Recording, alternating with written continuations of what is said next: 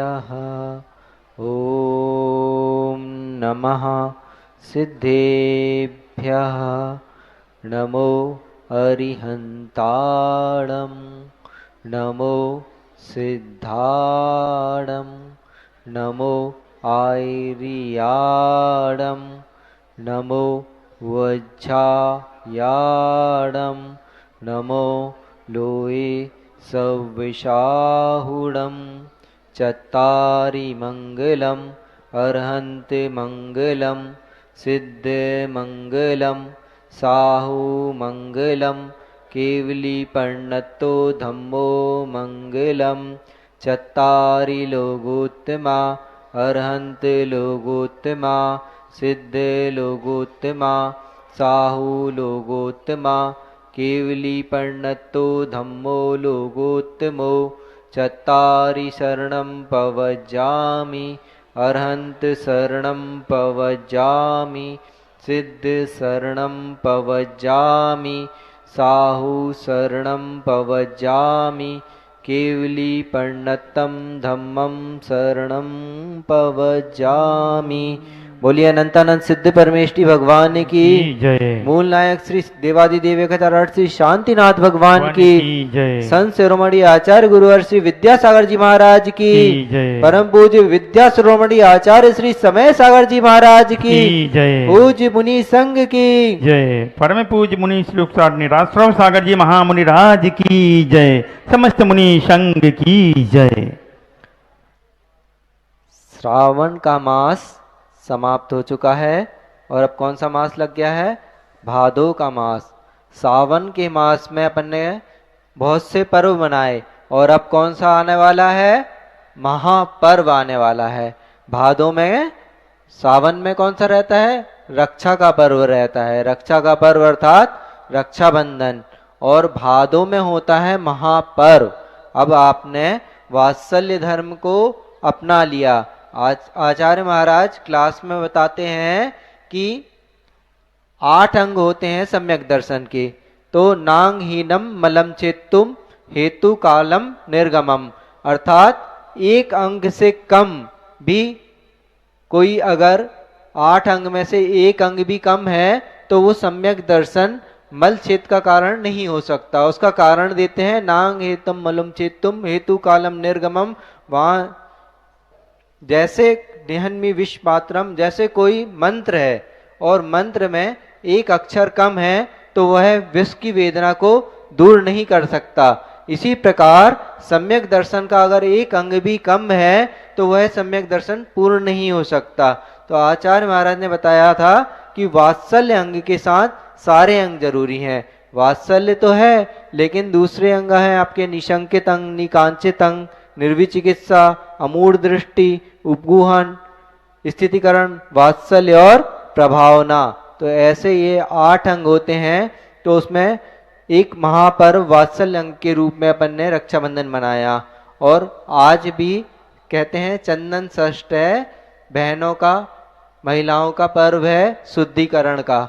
तो शुद्धिकरण अपने को बाहा की भी करना है और अंतरंग की भी शुद्धि करना है। अंतरंग की शुद्धि कैसे होगी? तो अंतरंग की शुद्धि होगी 10 धर्म से। 10 धर्म जो हमारे बीच में आने वाले हैं, उत्तम क्षमा, उत्तम मार्दव, उत्तम आर्जव, उत्तम शौच, उत्तम सत्य, उत्तम संयम, उत्तम सत्य, उत्तम संयम, उत्तम तप, उत्तम त्याग, उत्तम आकिंचन एवं उत्तम ब्रह्मचर्य। इन 10 धर्म के द्वारा हमारे अंतरंग की शुद्धि होगी। और वो शुद्धि का कैसी होगी? पूज्य आचार्य महाराज उसके बारे में हमें 10 दिन में 10 धर्मों का विस्तार से विवेचन करेंगे।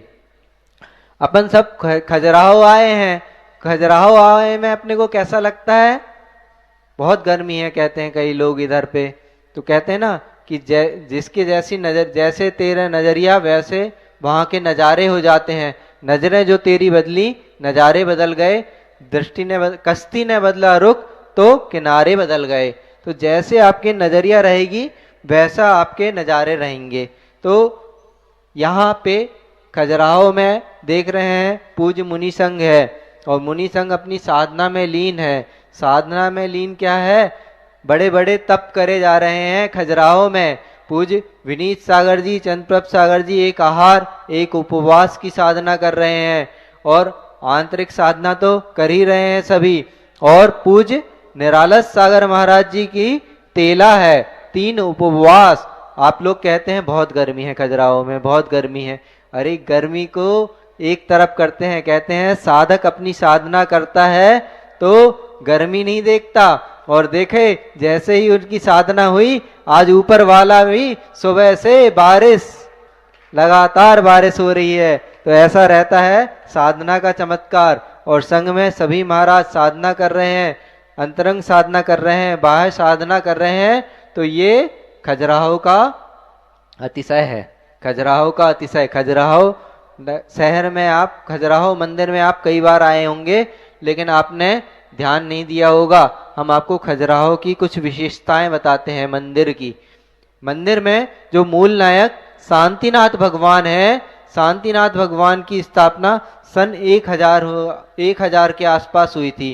कहते हैं पहले यहाँ पे 84 जैन मंदिर हुआ करते थे, भव्य 84। जैसा आपने देखा होगा भगवान पारसनाथ का और भगवान आदिनाथ का मंदिर है, ऐसे बड़े बड़े मंदिर 84 मंदिर हुआ करते थे।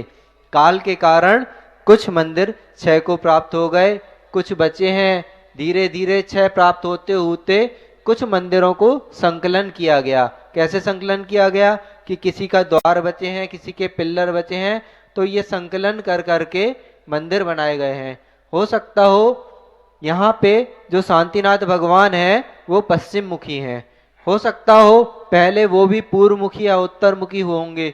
फिर कुछ काल परिवर्तन के साथ क्षय को प्राप्त हुए मंदिर, तो फिर इसका रिन्यूएशन हुआ, अर्थात पुनः मंदिरों की निर्माण हुई। तो फिर उसमें लगता है, देखना आप दोनों पिल्लर हैं, दोनों पिल्लर अलग अलग प्रकार के हैं। शांतिनाथ भगवान की प्रतिमा पश्चिम मुख को करी हुई खड़गासन में, ऐसा लगता है दीवार के सहारे से खड़ी हुई है। आजू बाजू 24 हैं और इतनी सुंदर 24 हैं। और इस साइड जो पार्श्वनाथ भगवान है नीचे, बाहुबली कितने हैं खजुराहो में? एक तो सफेद पाषाण के इधर खड़े हैं, एक इधर पे आदिनाथ भगवान के बाजू वाले वहां पे हैं बाहुबली, और एक बाहुबली यहाँ पार्श्वनाथ भगवान के बाजू में भी बने हैं, भरत और बाहुबली। कोई को नहीं मालूम होगा भरत बाहुबली कहाँ है। एक बाहुबली पार्श्वनाथ भगवान के मंदिर के शिखर पे भी हैं। तो एक बहुत सुंदर बाहुबली भगवान बने हैं पार्श्वनाथ भगवान के बाजू में, और इस साइड भरत चक्रवर्ती का बना है। वो उसको भरत चक्रवर्ती को दर्शाने के लिए 2 निधियां रखी हैं, क्योंकि चक्रवर्ती के पास क्या रहती हैं? 9 निधियां और 14 रत्न रहते हैं। तो वो दर्शाने के लिए 9 रत्न और 14 निधि के रूप में रखे गए हैं। और प्रत्येक वेदी में इतने सुंदर भगवान हैं कि आप दर्शन करो तो कहते हैं भगवान के दर्शन से निद्धत्ति और निकाचित कर्मों का क्षय होता है, और अतिशय पुण्य इतना अर्जित होता है कि व्यक्ति को सम्यक दर्शन उत्पन्न होने का कारण हो। तो कोई कहता है खजुराहो का इतिहास क्या है, यहाँ पे अतिशय क्या हुआ? तो कुछ लोग कहते हैं कि यहाँ पे जब औरंगजेब आया था तो यहाँ पे वो कोई भी प्रतिमा को क्षति नहीं पहुंचा पाया था। क्यों नहीं पहुंचा पाया था? कि जैसे ही उसकी सेना ने प्रवेश किया तो इतनी बड़ी उसकी सेना, और उसकी सेना से कहीं ज्यादा सेना किसकी जा गई? मधुमक्खियों की। मधुमक्खियों ने धावा बोला, उसने इधर से धावा बोला और मधुमक्खियों ने वहां से धावा बोला। कोई भी सैनिक, कोई भी सेनापति, कोई भी राजा प्रतिमा को छू ना पाया। तो ये अतिशय है। और उससे बड़ा अतिशय हम बता रहे हैं जो प्रतिपल घटित होता है कि भगवान की प्रतिमा से जो वीत रागता आपके अंदर आती है, जो आपके पापों का गलन होता है, ये सबसे बड़ा अतिशय होता है कि आपका जो संसार है, कहते हैं एक बार सम्यक दर्शन हो जाए तो अर्ध पुद्गल परावर्तन मात्र आपका काल अवशेष रहता है भवभ्रमण में। तो ऐसा सम्यक दर्शन उत्पन्न होता है कि हे भगवान, आप तो सब कुछ छोड़ के खड़े हो गए हैं निश्चल होके, ऐसी निश्चलता मुझको भी आ जाए। ऐसी भावना से अगर अपन भक्ति भाव से दर्शन करेंगे तो अतिशय पुण्य होगा, सम्यक दर्शन होगा। जिसको सम्यक दर्शन है वो और दृढ़ होगा, ज्ञान होगा और चारित्र की ओर अपने कदम बढ़ेंगे। और हम आते हैं यहाँ का विश्व प्रसिद्ध जो पार्श्वनाथ मंदिर है उसकी ओर देखते हैं तो उसकी छटा अद्वितीय है। लोग बाग आते हैं और देखते चले जाते हैं, कहाँ? बाहर बाहर, और भीतर की ओर नहीं झांक पाते हैं। तो वो मंदिर हमें बहुत सारी चीजें बताता है। कहते हैं जैसे ही अपन घुसते हैं तो सुनते हैं कि ऐसी किंवदंती है कि जो मिस्त्री ने बनाया था उसको बहुत सुंदर मंदिर बनाया, तो राजा ने उसके हाथ काट दिए और उसको लटका दिया। लेकिन ये सुनते ही हैं, कोई किताबों में पढ़ने नहीं मिला। नीरज जैन की सतना वालों की किताब है, उसमें साफ लिखा है कि जो विद्याधर बनाए गए हैं जो पुष्प वृष्टि कर रहे हैं। अगर मिस्त्री को हाथ काटे होंगे तो मिस्त्री अपनी फोटो थोड़ी बनाएगा कि भैया मेरे हाथ काट दिए हैं, मैं पहले से, वो कैसे बनाएगा अपनी प्रतिमा। इसलिए उसमें ऊपर दो विद्याधर बने हैं पार्श्वनाथ भगवान के मंदिर के प्रवेश द्वार के साथ ही। और द्वार पे क्या बने हैं? प्रत्येक मंदिर के द्वार पे गंगा जमुना की प्रतिमा बनी है कि आप पहले गंगा जमुना से पवित्र हो जाओ, बाहा शुद्धि कर लो। द्रव्य, क्षेत्र, काल, भाव और भव, ये 4 प्रकार की शुद्धियां बताई हैं। 5 प्रकार के परिवर्तन बताए हैं। तो 5 प्रकार के परिवर्तन से अपने को बचना है तो द्रव्य की शुद्धि, क्षेत्र की शुद्धि, काल की शुद्धि और भावों की शुद्धि। तो भावों की शुद्धि पहले कैसे होगी? पहले आपको द्रव्य की शुद्धि करना पड़ेगी। तो द्रव्य से शुद्ध हो जाओ आप, इसलिए गंगा यमुना की प्रतिमाएं हैं।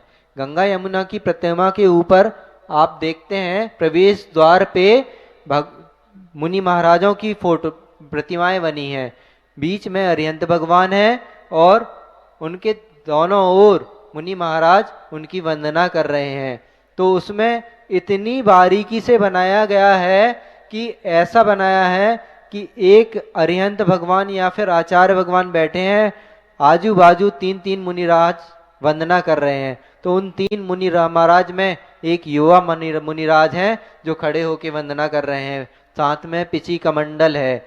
और बाकी के मुनि महाराजों में पिची कमंडल है। इस साइड देखते हैं तो इस साइड जो 3 मुनि महाराज वंदना कर रहे हैं उसमें बीच वाले मुनि महाराज इतने वृद्ध हैं कि उनकी हड्डियां दिख रही हैं।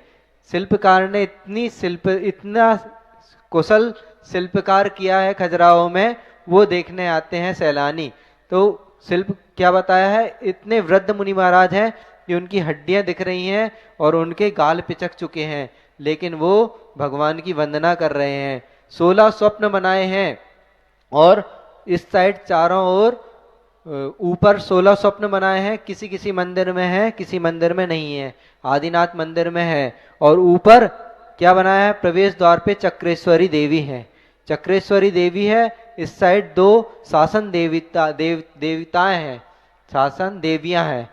कहते हैं कि शासन देवियों को जितनी बारीकी से बनाया है कि तिल्लोय पंडिती को पढ़ लो कि एक एक शासन देवी की कौन से वाहन है, कौन से हाथ हैं, क्योंकि देवताओं का वैक्रियक शरीर होता है तो वैक्रियक शरीर को वो धारण करे हैं। तो इस हिसाब से वो उसमें बनाया है, वो हाथ में क्या क्या ली है। तो ये पूरी खूबियां पूरे मंदिर में है। और बीच में नवग्रह के प्रतीक 9 ग्रह बनाए गए हैं। तो 9 लोग कैसे बनाए हैं? जिन ग्रहों की चाल सीधी है वो सीधे बनाए हैं, जिन ग्रहों की चाल तिरछी है वो तिरछे बनाए हैं। और अंदर प्रवेश द्वार पे भी बहुत सुंदर भगवान की कलाकृति है ऊपर गेट पे। और शासन देवियां हैं ही, और मिथुन कोष्टक भी हैं। और अंदर जो कहते हैं पहले आदिनाथ भगवान होंगे उनका चिन्ह था, लेकिन 100-200 साल पहले हो सकता हो प्रतिमा जीर्ण हुई होगी तो पार्श्वनाथ भगवान रख दिए गए हैं। प्रतिमा जीर्ण होना और मंदिर जीर्ण होना, जीर्णोद्धार कहते हैं ना। आचार्य श्री ने 2 प्रकार के जीर्णोद्धार किए हैं, एक प्रतिमा का जीर्णोद्धार भी किया है और एक मंदिर का जीर्णोद्धार भी किया है। आचार्य श्री की बहुत दूर दृष्टि रहती है।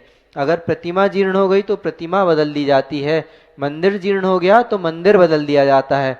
तो इसके 2 उदाहरण कौन कौन से हैं, कोई बता सकता है? आचार्य श्री के बनाए 2 उदाहरण हैं। कुंडलपुर और बीनावारा। बीनावारा की प्रतिमा जीर्ण हो गई थी, तो मंदिर का रिन्यूएशन तो किया, जिस जगह पे मंदिर था उसी पे पत्थर का मंदिर बना दिया गया, लेकिन प्रतिमा बदल दी गई।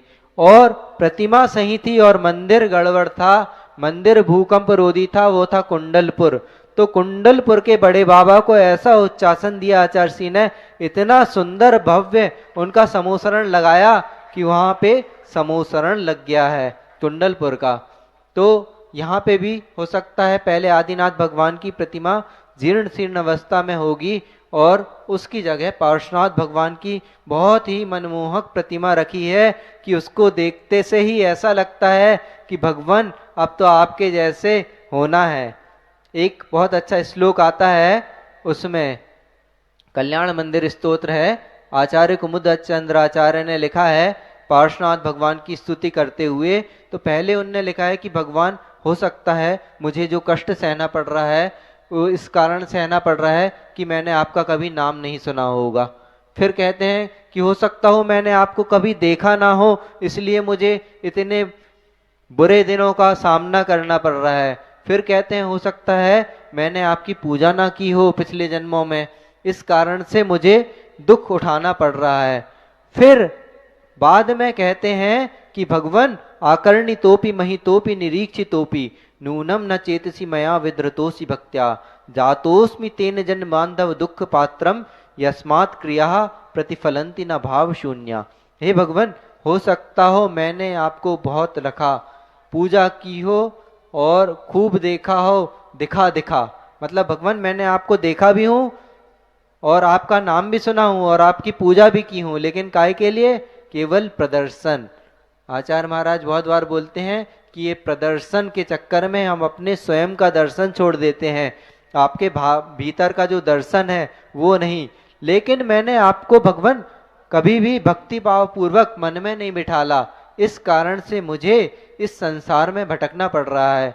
तो भगवान की प्रतिमा देख के हमें ये विचार करना है, ये अपनी परिणति को सुधारना है कि भगवान मेरे अंदर में जो विकार है उसको मैं दूर करता हूं।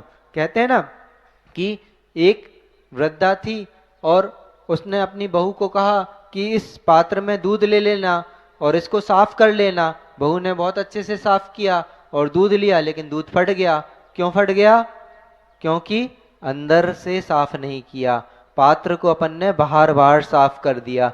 तो अंदर से साफ करना है तो अपने को भगवान को अगर विराजमान करना है, अगर घर में आपके चौके में मुनि महाराज आ जाए तो आप शुद्धि रखते हैं ना, तो अगर ऐसे ही भगवान को विराजमान करना है तो अपने चित्त की शुद्धि जरूरी है।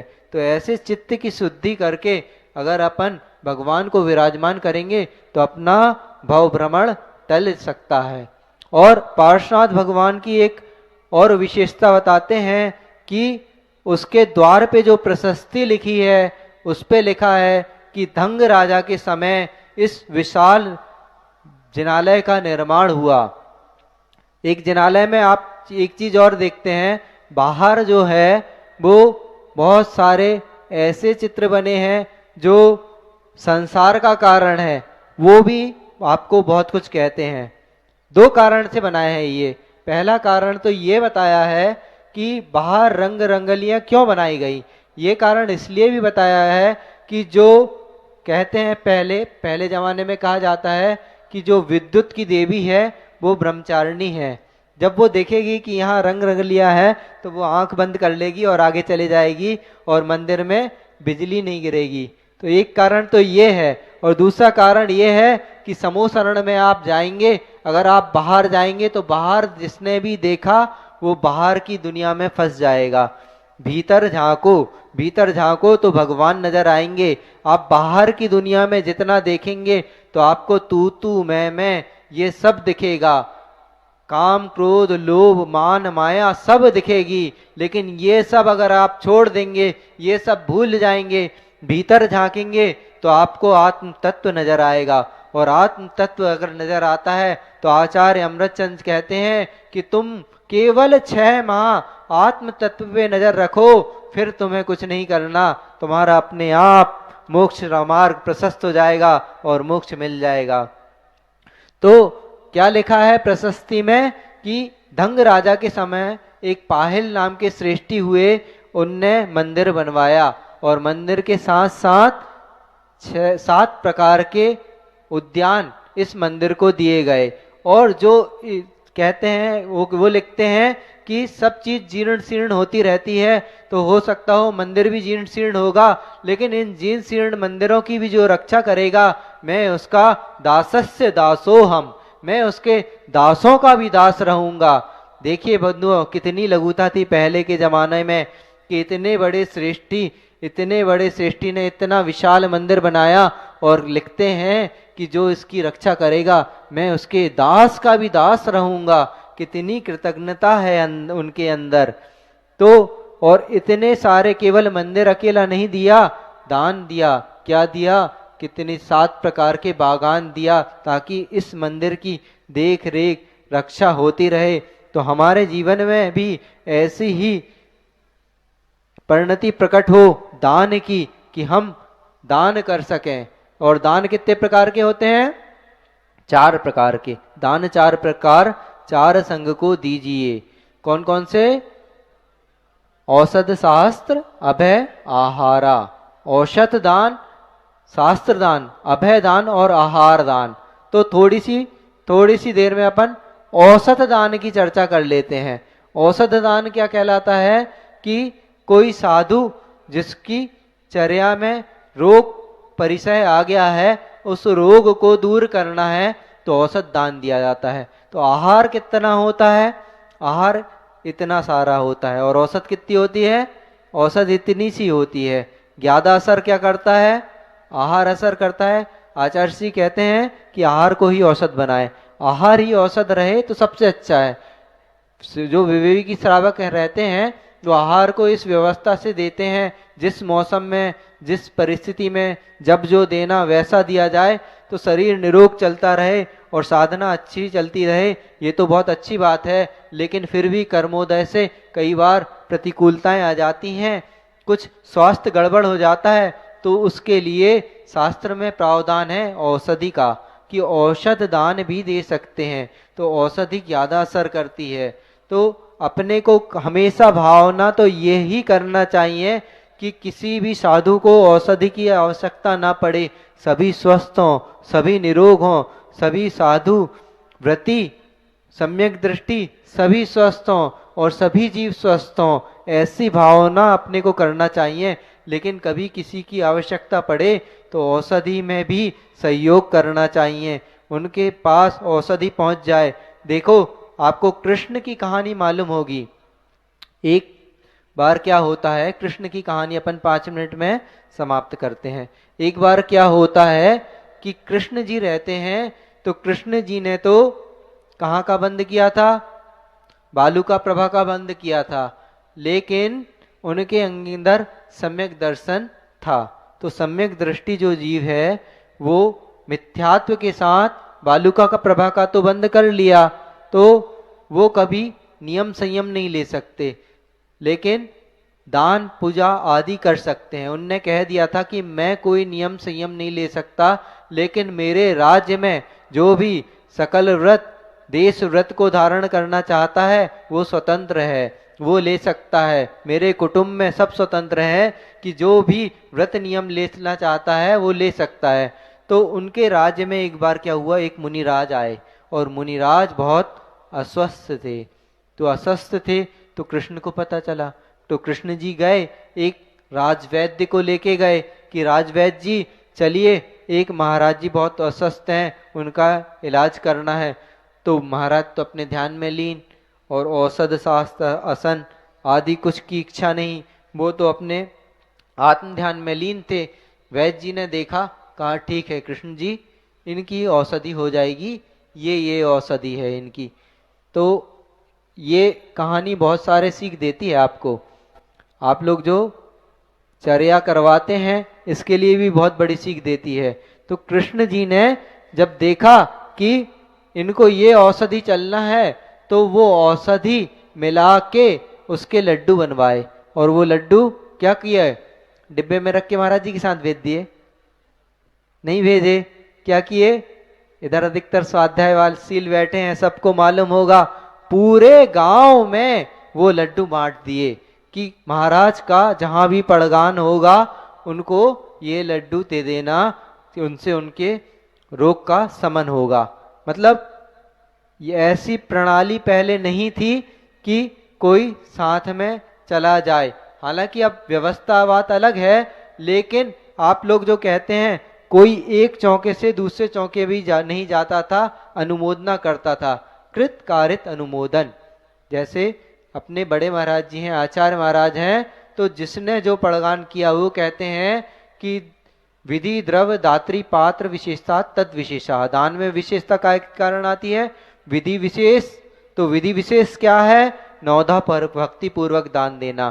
तो नौधा भक्ति कौन कौन सी हैं जो आप लोगों को मालूम है? पड़गाहन, उच्चासन, पूजन, पाद प्रक्षालन, पूजन, मन शुद्धि, वचन शुद्धि, काय शुद्धि, आहार जल शुद्धि और नमोस्तु, ये नौदा भक्ति कहलाती है। तो नौदा भक्ति पूर्वक जो दान दिया जाता है वही कार्यकारी रहता है। तो कृष्ण ने पूरे नगर में लाडू बंटवाए, इसका कारण यही समझ में आता है, कोई भी दिमाग लगा लो, कि सब लोग अनुमोदन करते थे कि भैया महाराज के आहार निरंतराय हो जाएं। बस ये अनुमोदना आपने चौका लगाया, पड़गान किया, जहां आहार हुए वहां आहार निरंतराय हो, यही अनुमोदना है। ऐसा नहीं कि अपनी थाली लेके घुस गए, अब हम हमसे क्यों नहीं ले रहे महाराज जी, हमने चौका लगाया, अब ये का ये ले चले हैं का? ऐसा नहीं, जो उनकी अनुकूलता हो वैसा। तो वैसा आहार कृष्ण ने उनको कराया और उनका रोग का शमन हो गया। और रोग का शमन हो गया तो वो पुनः पहुंचे वैद्य जी को लेके, और वो वैद्य जी को अहंकार आ गया। क्या आ गया? कि देखो मैंने महाराज के रोग को शांत किया, लेकिन महाराज तो कुछ कह ही नहीं रहे हैं, महाराज तो समता में लीन है। तो वो कहते हैं ना कि आचार्य महाराज ने कहा है कि साधु का आभूषण समता है, वह सब में समता रखता है। जैसे राजा श्रेणिक ने उपद्रव किया तो उसको भी धर्म वृद्धि रस्तु, चेलना ने दूर किया उसको भी धर्म वृद्धि रस्तु, तो महाराज ने सामान्य से धर्म वृद्धि रस्तु। वैद्य जी ने कहा मेरी प्रशंसा की नहीं, मैंने तो इनका रोग दूर किया। और उसी आर्त ध्यान से उस वैद्य का मरण हो गया। और कालांतर में वो मुनि महाराज जिस जंगल में होंगे, उसी जंगल में उस वैद्य को क्यों बंदर की पर्याय मिली? क्योंकि आर्त ध्यान से मरण हुआ था। देखो कहाँ तो कृष्ण ने इतनी वैयावृत्ति की कि वैयावृत्ति के द्वारा तीर्थंकर प्रकृति का बंद कर लिया कि आगे चल के वो तीर्थंकर बनेंगे, 16वें तीर्थंकर बनेंगे बालुका प्रभा से निकल के। और कहा जो जिसने किया, कौन ने? वैद्य ने। वैद्य तो तिरंज बन गया। क्या बन गया बंधुओं? बंदर बन गया। और बंदर जिस वृक्ष के नीचे वो बैठे थे उसको देख के उसको जाति स्मरण हो गया कि ये वही मुनिराज हैं जिनने मेरी तारीफ नहीं की थी, अब मैं दिखाता हूं। उस समय तो नारायण का जोर था, मैं कुछ कर नहीं सकता था, नहीं तो नारायण मुझे देश निकाला दे देते, मुझे सूली पे लटका देते, मैं कुछ नहीं कर सकता था। अब तो मैं कर सकता हूं, अब तो मैं स्वतंत्र हूं। तो वो क्या करता है, एक डाल महाराज के ऊपर गिरा देता है और महाराज के पैर लहूलुहान हो जाते हैं। और जब लहू बहता है, देखता है कि भागने को होता है कि महाराज बाजू में पत्थर पड़ा है, मारेंगे, डागाल से मारेंगे, लेकिन महाराज समता में लीन है, लहू बह रहा है, महाराज ध्यान में लीन है, महाराज को किसी से कुछ नहीं, समता में लीन। जब उनकी समता को देखता है तो बंदर को भी दुख हो जाता है, कहता रे रे मैंने ये क्या कर दिया, वो तो समता में लीन रहने वाले साधु हैं, इन पे ऐसा उपद्रव मैंने कर दिया। तो पिछले जन्म में वैद्य तो रहता ही है, तुरंत उसको ध्यान आता है कि मैं पिछले जन्म में वैद्य था, इसकी औषधि भी ये है, जाता है वृक्षों से पत्ते तोड़ता है, औषधि बनाता है और महाराज का उपचार भी करता है। उपसर्ग करने वाले ने ही उपचार किया, और उपसर्ग करके तो उसने अनंत कर्मों का बंद कर लिया होगा, लेकिन उपचार करके जो पश्चाताप उसके आंसू के रूप में निकले, तो महाराज ने उसको धर्म वृद्धि दी और धर्म वृद्धि का आशीर्वाद दिया। व्रत नियम संयम दिया, जिसके बल से वो अगली पर्याय देव की पर्याय पाएगा।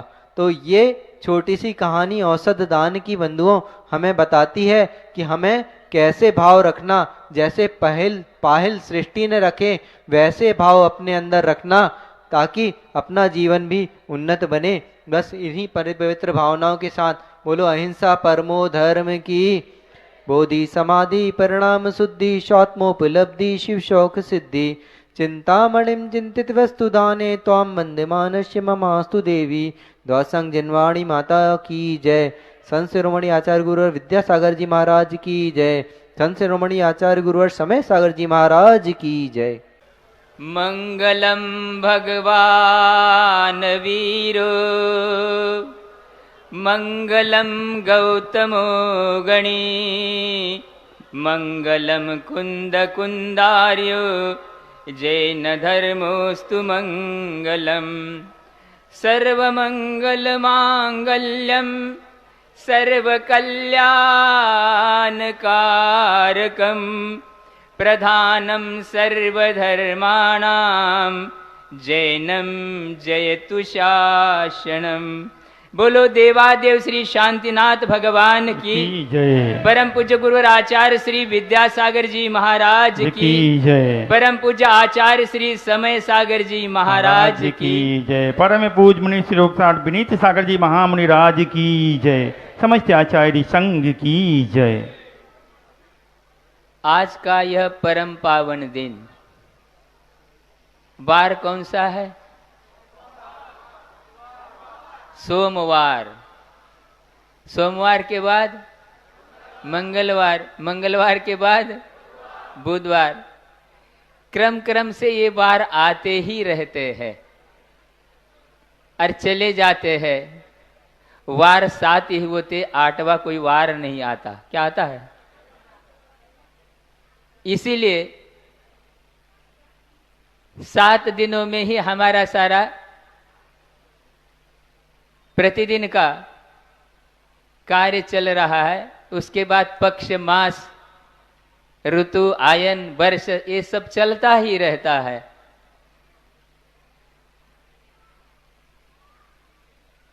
आचार्य कुंद कुंद देव ने हम लोगों के लिए अनेक ग्रंथों की रचना करके श्रवण परंपरा के लिए और श्रावकों के लिए अपने लेखनी ने अनेक ग्रंथों की रचना करके महान उपकार किया है। आचार्य गुरु महाराज के सानिध्य में 1993 में रामटेक में जब हम लोग थे प्रथम चातुर्मास ब्रह्मचारी अवस्था में, उसके पूर्व में ग्रीष्म काल में आचार्य महाराज जी ने रत्नकर्ण श्रावकाचार पढ़ाया था बीना बारा में। वहां भी शांतिनाथ भगवान ही थे। रामटेक में चातुर्मास हुआ, वहां भी शांतिनाथ भगवान ही थे। प्रथम चातुर्मास था हमारा। और यहां भी पूज्य आचार्य समय सागर महाराज के यहां भी शांतिनाथ भगवान ही है। योगा योग की बात है, इसी का नाम वर्षा योग है। योग की बात है। अष्टपाहुड़ ग्रंथ का आचार्य महाराज जी ने स्वाध्याय कराया था। और जहां तक मुझे स्मरण है, अष्टपाहुड़ ग्रंथ आचार्य महाराज के द्वारा एक बार ही रामटेक में वाचना हो गई। जहां तक मुझे स्मरण है, एक ही बार 1993 में वाचना हुई। उसमें सर्वप्रथम दर्शन पाहुड़ ग्रंथ आता है।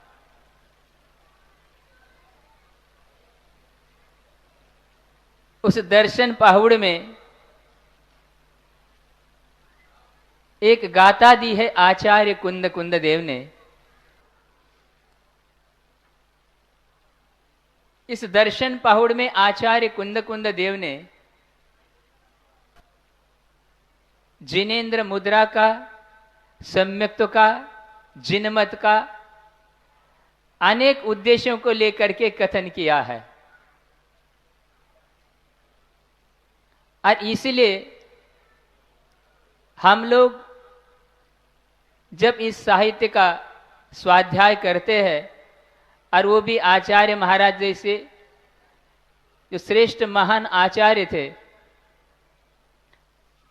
उसमें एक गाथा आती है 26वें क्रमांक की, असंजदम न वंदे वत्तविहीनो वितो न वंदिज दो निवि होंति समाना ए गोविन संजदो होदी।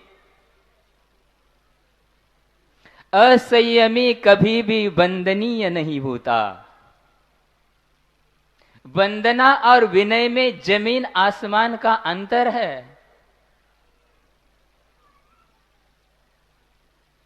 विनय और वंदना में जमीन आसमान का अंतर है। ये कुंद कुंद देव मूल गाथा में लिख रहे हैं, असंजदम न वंदे, असंयमी की कभी भी वंदना नहीं होती। क्यों? मार्ग जो होता है रत्नत्रयात्मक होता है, इसलिए असंयमी कभी वंदनीय नहीं होता। उसका यथायोग्य विनय तो किया जा सकता है, लेकिन वंदना नहीं होती। वत्त विहीनो तो भी वंदिज। अब यहां पर आचार्य महाराज आगे के चरण में कह रहे, और जो वस्त्र से रहित है वो भी वंदनीय नहीं है। तो महाराज किसकी वंदना करेंगे? दोन्ही भी होंति समाना एगो विन संजदो होदी। यदि मात्र मुद्रा है, लेकिन प्राणी संयम इंद्रिय संयम का यदि पालन नहीं हो रहा है, मुद्रा मान्य होती है, होगी तो इसी मुद्रा की वंदना। लेकिन यहां पर कुंद कुंद देव कह रहे केवल मुद्रा की वंदना नहीं होती, वंदे तदगुण लब्धे। वंदना किसकी होती है? गुणों की वंदना होती है। साधु के गुण कितने होते हैं? 28। 28 क्या होते हैं? मूल गुण। और उत्तर गुण वो तो महाराज आप जानो, बात तो सही है। 12 तप और 22 परिचय ये उत्तर गुण होते हैं।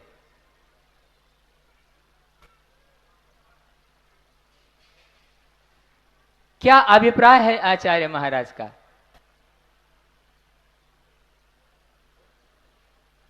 क्योंकि यहां आचार्य महाराज द्रव्य और भाव दोनों की आवश्यकता बता रहे हैं। मतलब बाहरी जिन मुद्रा केवल हो और गुण यदि नहीं है, इसका निषेध किया जा रहा है। इसका अर्थ लेकर के ये नहीं करते बैठना कि क्योंकि आपके लिए जिन मुद्रा वंदनीय है, उनके रत्नत्रय कोई ऐसी बाहर के आंखों से, तो बाहर के आंखों से तो आपको जिन मुद्रा ही दिखेगी। रत्नत्रय जो आत्मा का परिणाम है, वो सूक्ष्म परिणति हमारे ज्ञान का विषय नहीं बनता। इसलिए अपना कर्तव्य है कि भी जो रत्नत्रयधारी मुनिराज है उसके लिए वंदना करे, लेकिन गुणों की ओर दृष्टि रखे।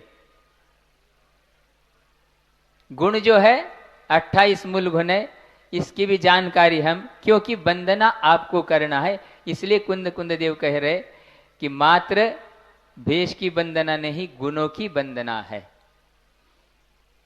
अब देखिए,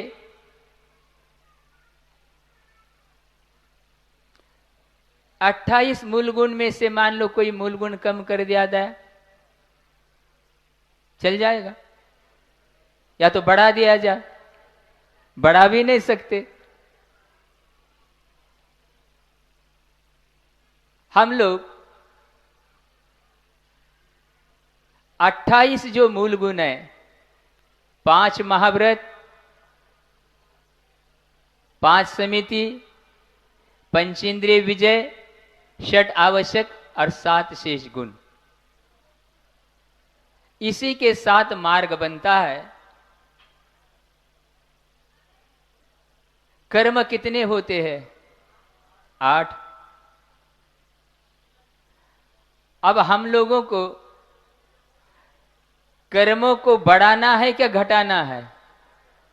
हाँ, घटाना है क्या बढ़ाना है? पक्का? हाँ, अच्छे कर्म बढ़ाना। यहां वो कर्म नहीं, कर्म क्या अर्थ क्रिया, आपका कहने का भाव यह है। ज्ञानावरण के उत्तर भेद कितने हैं? दर्शनावरण के, मोहनीय के मूल भेद कितने हैं? उत्तर भेद। अब देखिए यहां पर, इसलिए ये बात भी हमको स्मरण रहना चाहिए कि ये जो बात प्रासंगिक चल रही है, जब तक कोई भव्य जीव अनादि मिथ्या दृष्टि है, सम्यक दर्शन, सम्यक ज्ञान, सम्यक चारित्र को धारण करते हुए ये मोहनी कर्म की जो 26 की सत्ता है, सुन रहे क्या आप लोग? ये मूल बात है। दर्शन मोहनी एक भेद है और बाकी 25 कषाय जो है, 9 कषाय और 16 कषाय,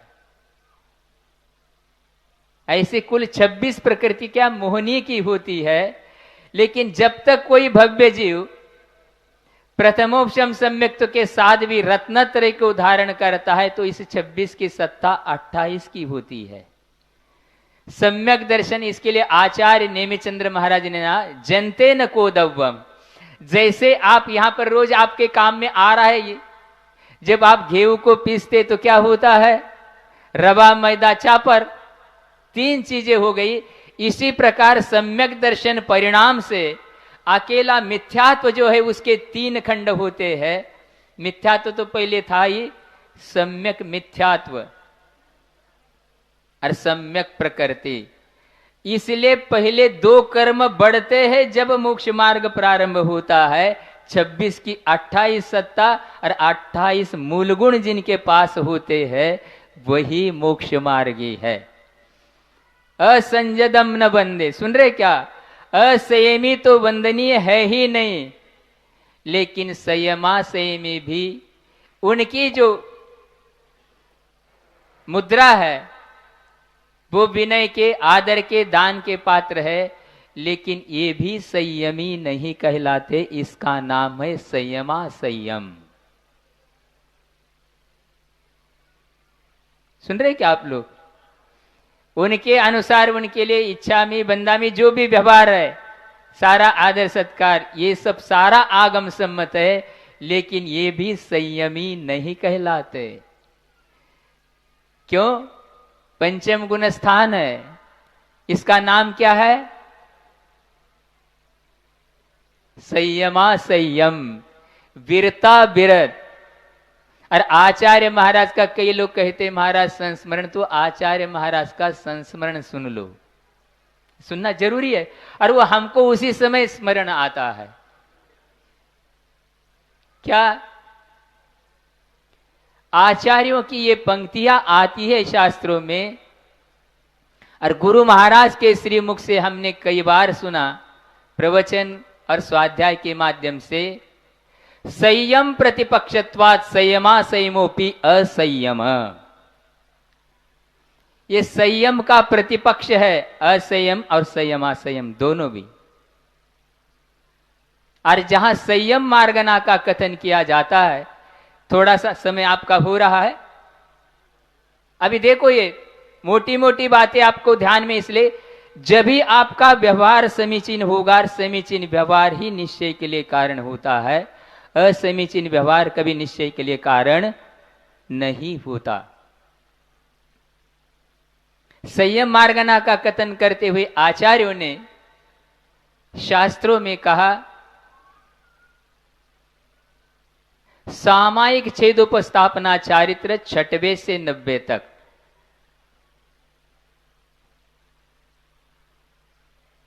परिहार विशुद्धि 6वें 7वें में, सूक्ष्म सांप्राय 10वें गुण स्थान में, और यथा क्या चारित्र 11 से 14। इसलिए श्रमणों के अलावा नीचे किसी के पास चारित्र आगम में ही नहीं कहा गया है। और इसलिए पंचम में कहा अब अथ संयम प्रतिपक्ष कथयति। अब ये 5 प्रकार के चारित्र के बाद ब्रह्मदेव सूर्य की टीका देख लेना आप। संयमा सेम एकमात्र 5वें गुण स्थान में और 1 से 4 गुण स्थान तक असंयम। आचार्य महाराज जी ने भी कई बार बोला, कई लोग आविर्य सम्यक दृष्टि में ही मार्ग मानने लग जाते हैं, तो कई लोग पंचम में भी मार्ग प्रारंभ नहीं होता। आप लोग वीतराग मार्ग को मानते हैं क्या, सराग को? पक्का? हाँ। अभी सब आप लोगों ने यहां पर ये ला के रख दिया, अच्छा हो गया, इसका उपयोग होगा आज। जब अमरकंटक में रत्नकर्ण श्रावकाचार्य का स्वाध्याय चल रहा था ईस्वी सन 2003 में,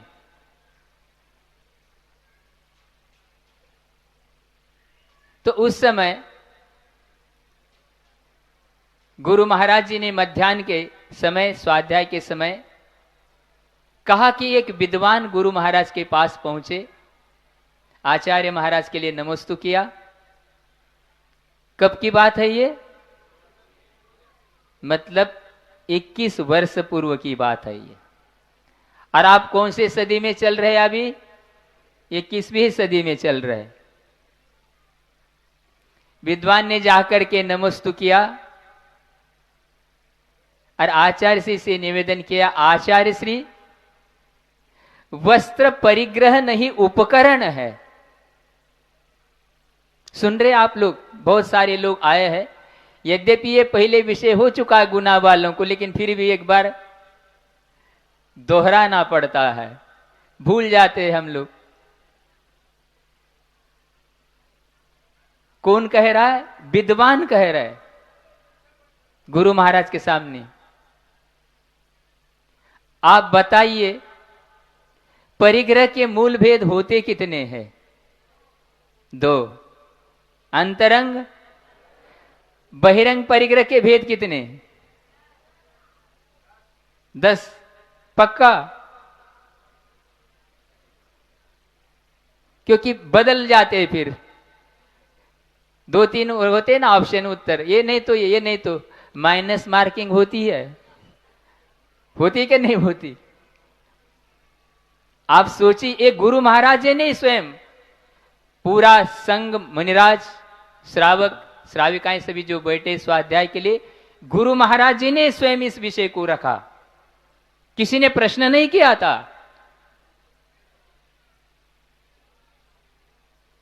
गुरुदेव वस्त्र परिग्रह नहीं उपकरण है।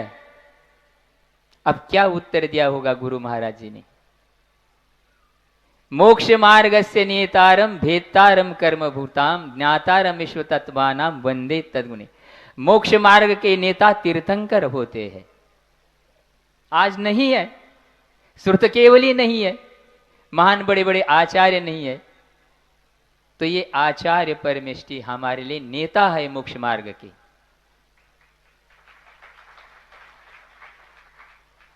और सामने वाला व्यक्ति विद्वान है, भव्य है वो भी।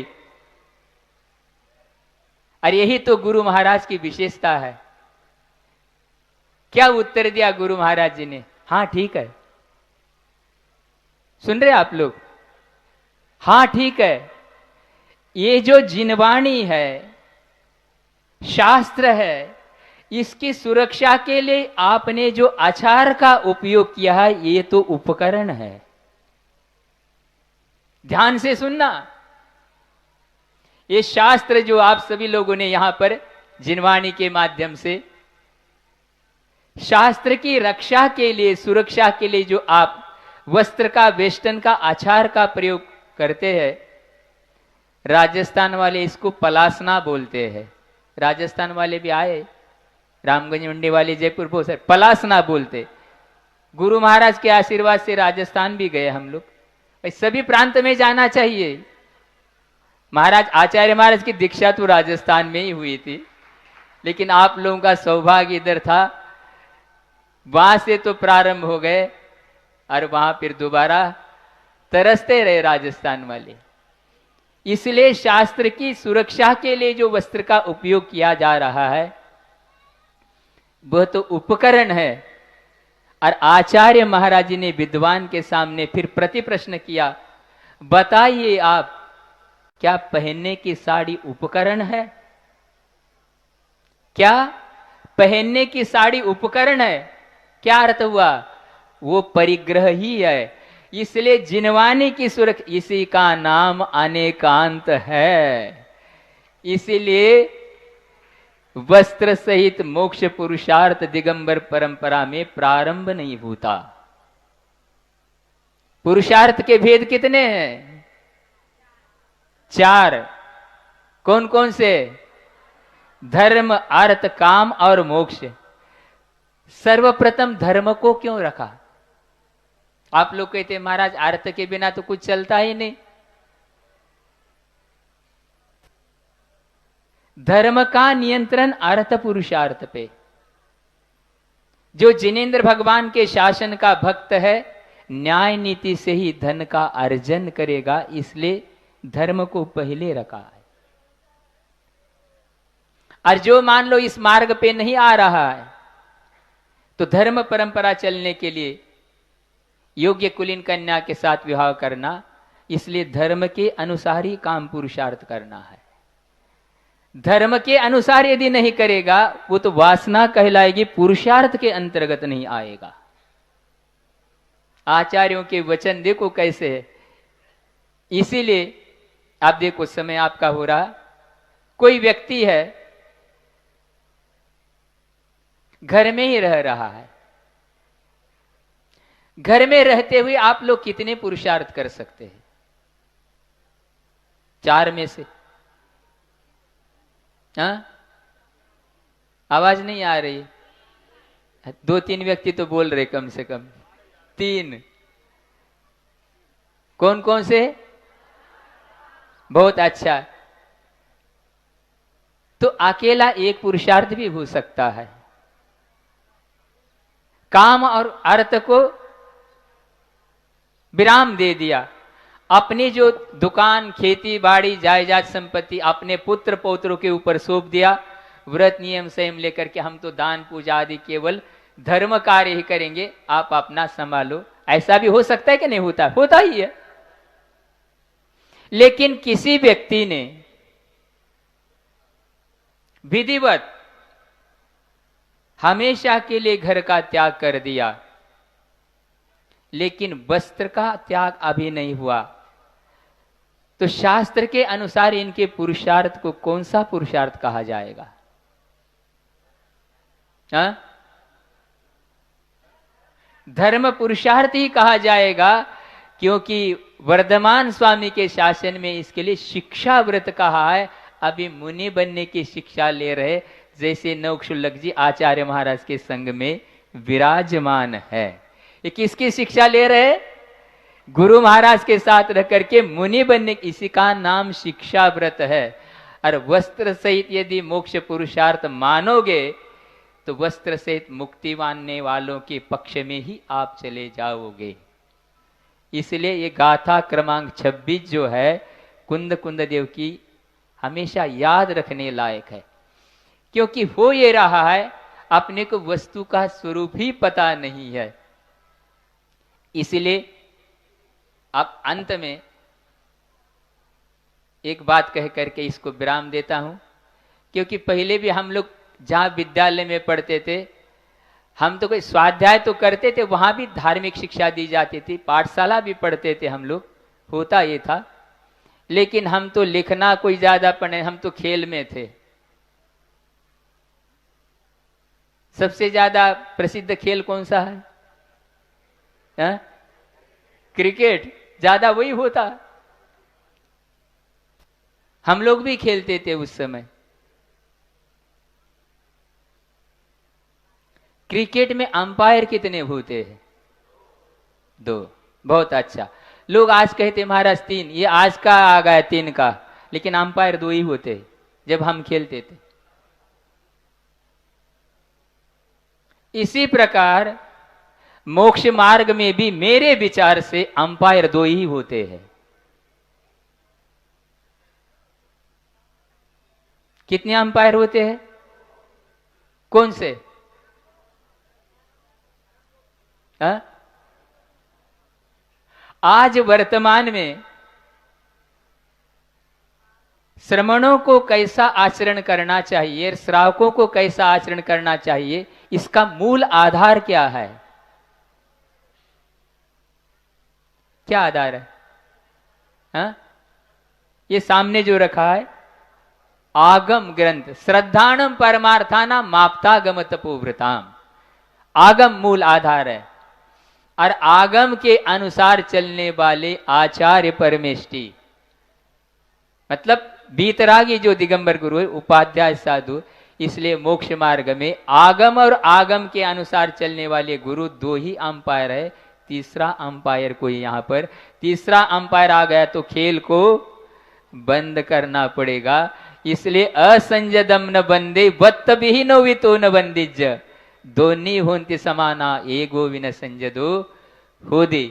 इसलिए इस बात को हम लोग ध्यान में रखते हुए, आप लोग दूर दूर से आए हैं, आप लोगों का भावना था, मेरा भी भाव यही था, लेकिन आचार्य महाराज नहीं आ पाए। कोई बात नहीं है, लेकिन आशीर्वाद तो सबके लिए है।